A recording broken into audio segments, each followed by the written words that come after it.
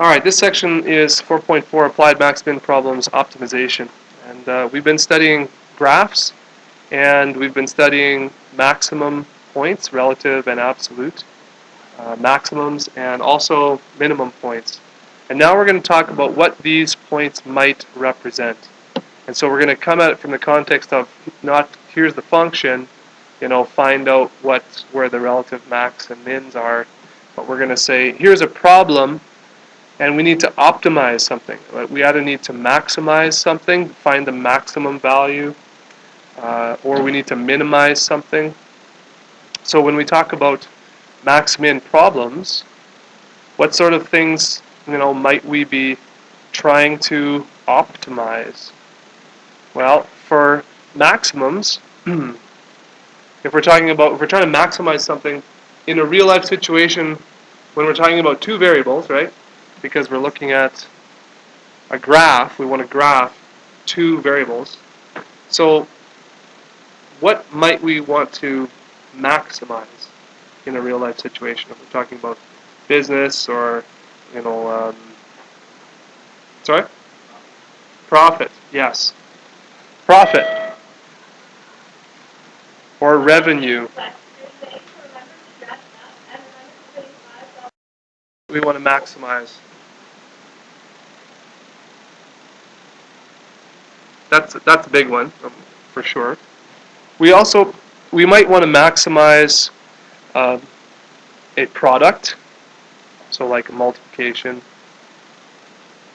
or maximize, let's say, volume, right, or area. So if we're given, let's say we're given the fact that you have 20 meters of fence to make a square or a rectangular pen for an animal or something on the farm, and you'd say, I want to make the rectangle that has the largest possible area. Okay, well that's a question we can use calculus to solve. Instead of just trial and error, you can say, okay, well, what about this shape? Let's calculate the area. Oh no, what about this shape? Okay, well, we can use calculus to do these things. So what are some things that we might want to minimize? You say, I want to use as little as possible of this, or I want to spend as little as possible for this, right? So cost, right? Profit, revenue is something you want to maximize, but you might want to minimize your cost, right? So you might want to have a problem set up where this function represents your cost over time, and I wonder where my cost is going to be a minimum. Maybe even given these parameters, right? So minimize cost, minimize what else? Material, maybe? So let's say I want let's talk about this area thing, right? Let's say I need, 57 square meters of area. What's the least amount of material I can buy to have that area? Because as you know, if we're talking about a rectangular pen, you can have something that looks like this, or you can have something that looks more like this, right? So how much material are you going to need if these areas are equal? Which one's going to use more material, which one's going to use less? So, and there are others, of course, but that kind of gives you an idea of what kind of things we might be looking to maximize or minimize. So, let's take a look at example 1 in your text. So it says this, find two positive numbers whose product is 10,000 and whose sum is a minimum. Okay. Now let's say we were asked to do this without using calculus. Okay, so this is sort of the before method, and then I'm going to show you how we can set this up to use calculus. But let's say the before. Okay, well, two positive numbers whose product is 10,000. Well, it looks like we would have to list here some possible factors of 10,000. So you might say, okay, well, 10 and 1,000. Right? You might say 100 and 100. 10,000 and 1. Right? 5,002, and so on. And you could go on and on and on. List all these and factors, and you could check the sums. right? So the sum here is what? 1,010. This is 200. This is 10,001, and so on, right? 5,002. Oops, 3 zeros there.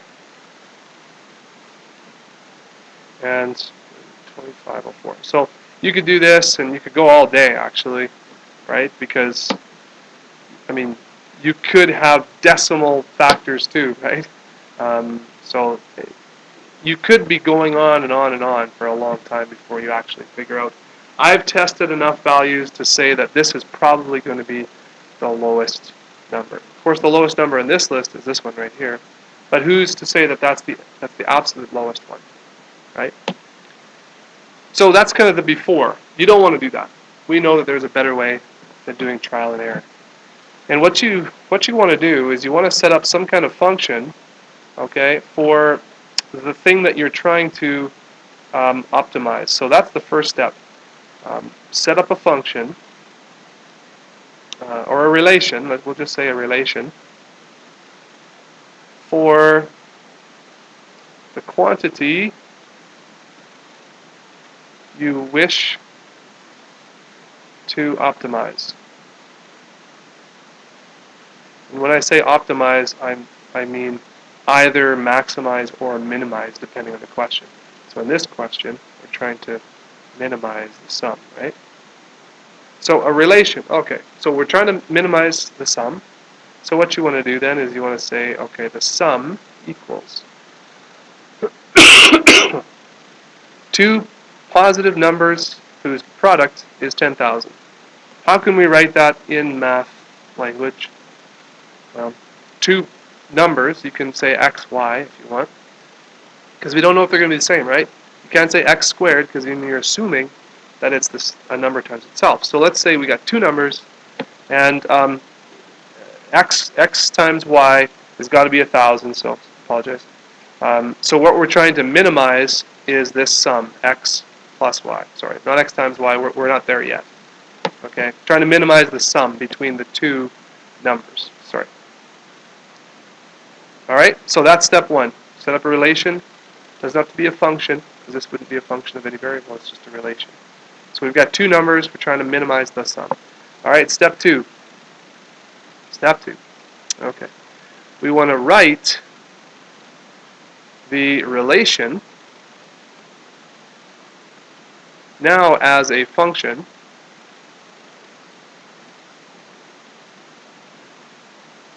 of just one variable. And this can be a tricky part to this process because you need to use extra information in the question. And that sometimes can be a little bit tricky. In this case, it's not too bad. I kind of started to give it away there, actually. Got a little ahead of myself. But two positive numbers, what else did they say? Whose product is 10,000? So you notice I wrote x, y. I was ahead of myself. So we know that x times y equals 10,000. Or that's the restriction. So remember when I was doing the examples up here, and I said, what's the minimum, let's say, amount of material I can make, or I can use to make a volume of, some value. And so there's usually some restriction there, right? It's not like what's the smallest, rectangular pen that I can make with no other restrictions. Well, I mean, I don't know. You make one, like a millimeter by a millimeter? I don't know. But if you're given a volume and you want to minimize the material, then we have some kind of, restriction. We have something to work with. So step two says write the relation, that's this one, in terms of one variable. So we know that x times y has to equal 10,000, and we're trying to find the minimum sum. So how can I express one of these variables in terms of the other? Or the question is, can you isolate one of these variables? So this is what you do. You would write y solely in terms of x, as an example.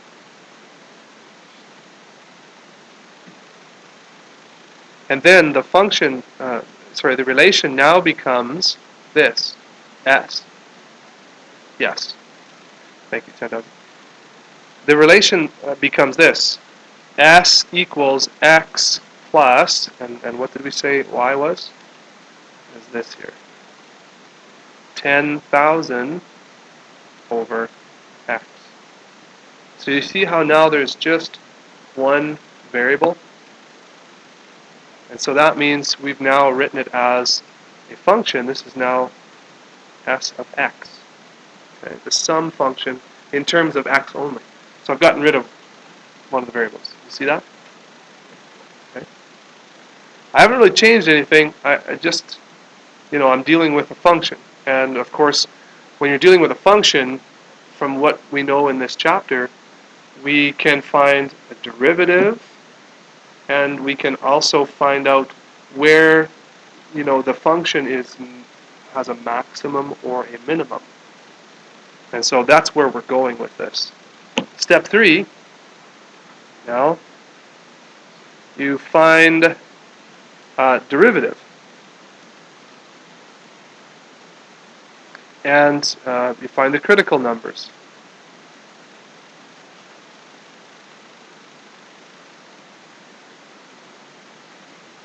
And you find the max and or minimum values using the first derivative test that we just learned last section, right? First derivative test. Because the first derivative test states that if we have a maximum or a minimum point, it's going to come at a critical number, right? So how do we find a critical number? Well, we find the derivative.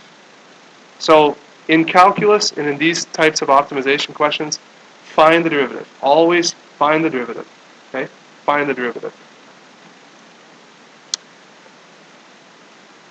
So you might want to do something here. Now look at this, okay? It doesn't matter if you want to combine these terms before you take the derivative. You can. You don't have to though. So what I'm suggesting is this: if you want to do this and make this x squared plus 10,000 all over x, if you want to do that in one term, you can do that. But you don't have to.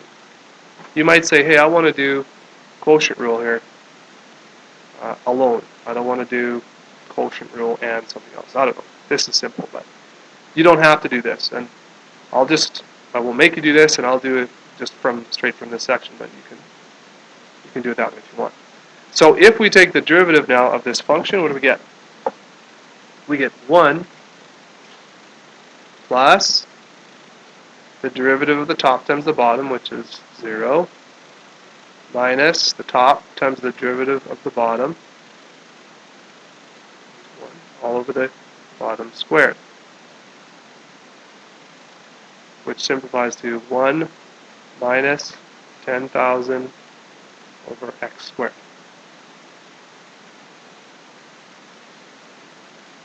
Okay? You good with that? Alright, now, when you're solving for critical numbers, you want to find out where this is 0. So you want to set this equal to 0. Okay? And in this case, you can do this.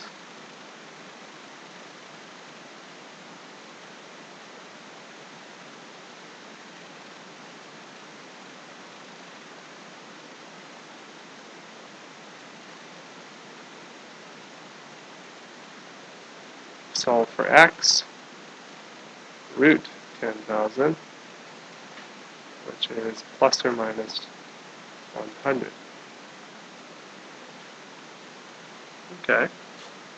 Okay.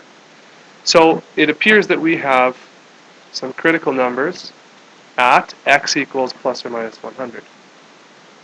Now, that's what the math says. What does the question say? Because remember, this is leading you to your answer, right? This is leading you to your answer. And so, you know what we'll do here is let's just take a moment to graph this, okay? What are we graphing? This function right here. let's graph this function s of x right here. Put this into your calculator and graph it, and you notice that we zoomed out and it's not there. So you're going to have to get creative here. The product, remember those numbers that we listed? Oh, I don't know where they went. Okay, right here. The products that, see these numbers that we listed? Okay? These are numbers for the sum function, right? These are the ones we're considering. They're the factors. So they're pretty big, right? So you might have to just take a moment and adjust your window. The other thing you want to notice, and you'll notice this eventually, is they're looking for positive numbers only. Okay? So, in that case, let's do x minimum is 0. Let's do an x max. Boy, we have to go pretty large here. Why don't we say 10,000? We might have to go that high. X min can be 0, and a y max. No, let's do 10,000 as well. What do we see? Oh, there we go. Okay. So these are the coordinates of the numbers, right? Now,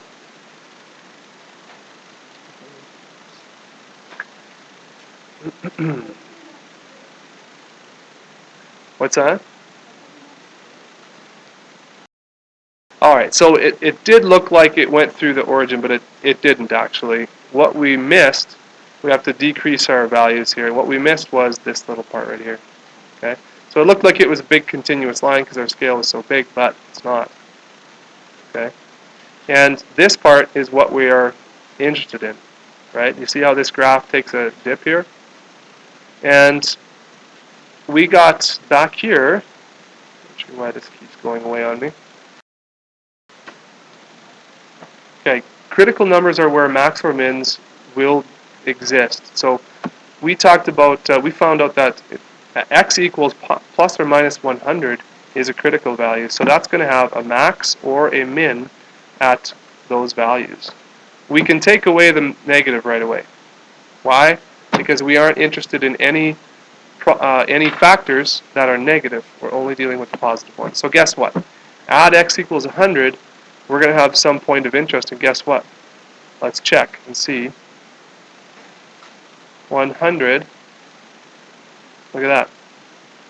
100 represents the x value for the lowest point. That makes sense, right?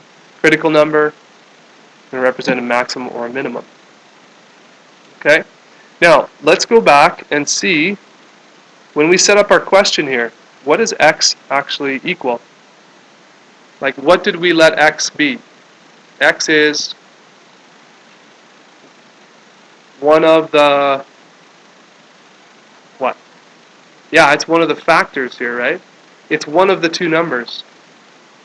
So x is one of the two numbers, y was the other one. So guess what?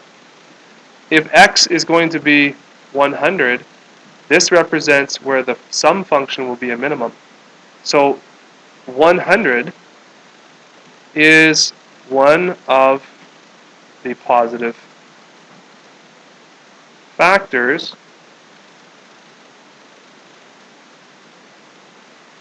that will yield us the minimum sum. And this is important. Sum function is what we're trying to minimize. When we find a critical number, remember that's just one of the x values. It's one of the x values that is associated with either a maximum or a minimum. Well, we graphed it and we found that that's a minimum. So 100 is x. How can you find out what the other one is? Plug it into what? Yes. Remember this right here. X times y is 10,000. So y is actually 10,000 divided by x. Okay, we're almost done this example here.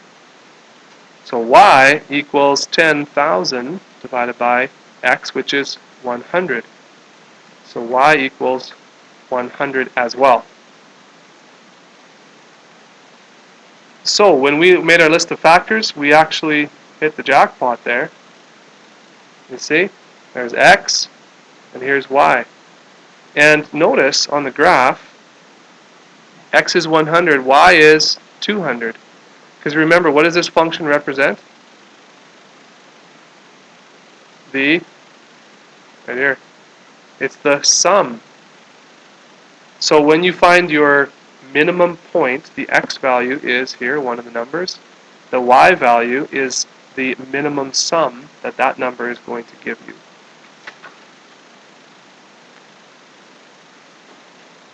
So x equals 100, y equals 100, and the sum, the minimum sum, is 200.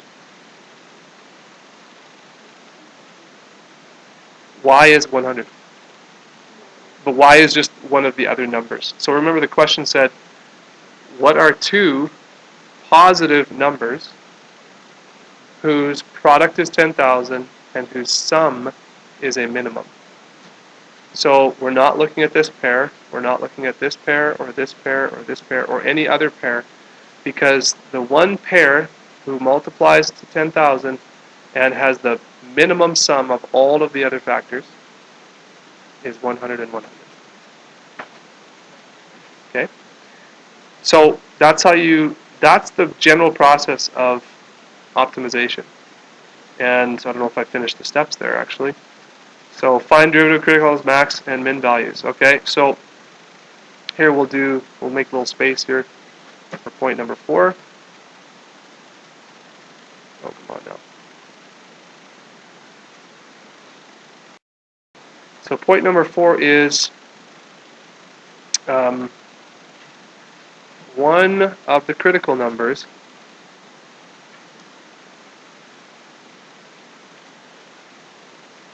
will be the value of one of the variables in the question.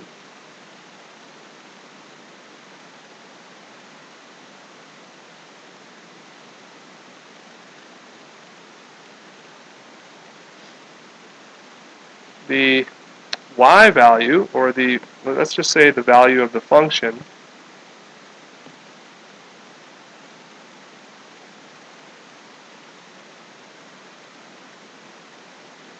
will be the optimized value for the question.